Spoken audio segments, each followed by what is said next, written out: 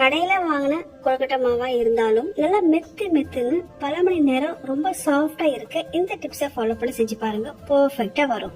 கொழுக்கட்டைக்கு மேல் மாவு ரெடி பண்றதுக்கு நம்ம எவ்வளவு அரிசி மாவு எடுக்கிறோமோ அதுல 1/4 பங்கு அளவுக்கு மைதா மாவு அல்லது கோதுமை மாவு சேர்த்துட்டு கொஞ்சமா தண்ணி விட்டு நல்லா கரைச்சி எடுத்துக்கணும். அடி கனமான ஒரு வானல்ல 1 கப் அரிசி மாவுக்கு 1.5 கப் அளவு தண்ணி ஊத்தி கொஞ்சமா உப்பு 1 ஸ்பூன் நெய் சேர்த்து நல்லா கொதி வரும்போது லோ ஃபிளேம்ல வச்சுட்டு கரைச்ச மைதா மாவு சேர்த்து கிண்டிட்டே இருக்கும் போது அரிசி மாவு சேர்த்து கிண்டுறப்ப கட்டி தட்டாம இருக்கும். மாவும் கிண்டுறதுக்கு ஈஸியா இருக்கும். 2 நிமிஷம் தான். ஸ்டவ் ஆஃப் பண்ணிட்டு அப்படியே ஒரு மூடி வச்சிருங்க. இப்ப கடாயில கொஞ்சமா நெய், தேங்காய் துருவல், வெல்லம், வறுத்து பொடிச்ச எள்ளு, வேர்க்கடலை பொடி எல்லாத்தையும் ஒன்னா சேர்த்து கிண்டுனா நம்மளுடைய பூரணம் ரெடி. மைதா மாவு சேர்க்கறதுனால எலாஸ்டிக் தன்மையோட நல்லா விரிஞ்சு கொடுக்கும். விரிசல் வராது. மாவு நல்லா பூவாட்ட சாஃப்டா இருக்கும். விருப்பமான ஷேப்ல கொழுக்கட்டை ரெடி பண்ணி பூரணம் வச்சு வேக வச்சு எடுத்தா சாஃப்டான கொழுக்கட்டை ரெடி.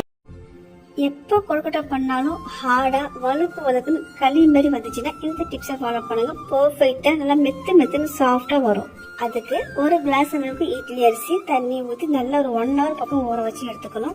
ஊற வச்சு அந்த அரிசியை தண்ணியை ஈர்த்துட்டு மிக்சில சேர்த்துட்டு வாசனைக்கு 4 ஏலக்காய், அதே கிளாஸ்ல 3/4 பங்களுக்கு வெல்லம் சேர்த்து நைஸா அரைக்காம கொரப்பா அரைச்சு எடுத்துக்கணும். அடிக்கடமான ஒரு வானம் எடுத்துக்கோங்க. இதுல கொஞ்சமா நெய் விட்டு 1 டேபிள் ஸ்பூன் பாசிப்பருப்பு, 2 டேபிள் ஸ்பூன் அளவுக்கு தேங்காய் துருவல் சேர்த்து நல்லா வறுத்துட்டு அந்த கிளாஸ்லயே 2 கிளாஸ் அளவுக்கு தண்ணி கொஞ்சமா உப்பு சேர்த்து நல்லா கொதி வரும்போது நம்ம அரைச்சு வச்சிருக்க அந்த அரிசி மாவு இருக்குல்லையே அதை கொட்டி மிதமான ஹீட்ல வச்சு நல்லா கை எடுக்காம கிண்டி கொடுத்துட்டே இருங்க.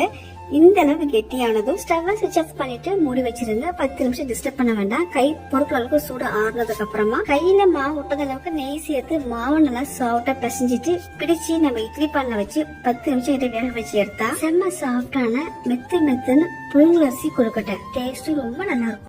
விநாயகர் சதுர்த்திக்கு எப்பயும் ஒரே மாதிரியான பூரண கொழுக்கட்டை ரெடி பண்றீங்கன்னா ஒன்ஸ் இந்த மாதிரி ட்ரை பண்ணி பாருங்க. டேஸ்ட் வேற லெவல்ல இருக்கும். இப்ப இந்த கொழுக்கட்டை பண்றதுக்கு கடாயில 1/4 கப் அளவுக்கு தண்ணி சேர்த்துக்கங்க. 1/2 டீஸ்பூன் உப்பு, 1 டீஸ்பூன் நெய் சேர்த்து தண்ணி நல்லா கொதிச்சதும் 1 கப் ராகி மாவு, 1/4 கப் அளவுக்கு பச்சரிசி மாவு சேர்த்து மாவை நல்லா வதக்கி ஒரு பவுலுக்கு மாத்தி ஆறுனதும் சாஃப்டான பதத்துக்கு பிசைஞ்சு வச்சுக்கோங்க.